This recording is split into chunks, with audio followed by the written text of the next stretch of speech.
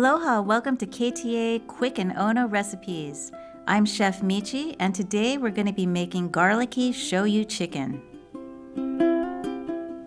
Prepare the sauce by combining the garlic, ginger, shoyu, sugar, brown sugar, and water. Mix well until the sugars have dissolved. Trim the chicken and place skin side up in a large pot.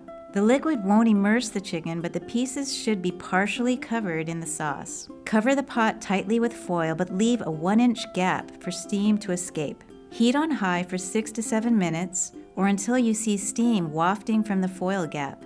Then reduce heat to medium and continue cooking for 40 minutes. Set a timer and check the liquid depth at 30 minutes. If the sauce has reduced a lot, add a big splash of water and continue cooking for 10 minutes. Remove the chicken from the pot and place on a rimmed platter. Add water to the cornstarch so it doesn't clump, then add to the sauce and continue to cook for 2 to 3 minutes. The sauce will transform into a thick glaze. Pour over the chicken pieces and serve over hot rice. For this recipe and more, visit ktasuperstores.com/recipes.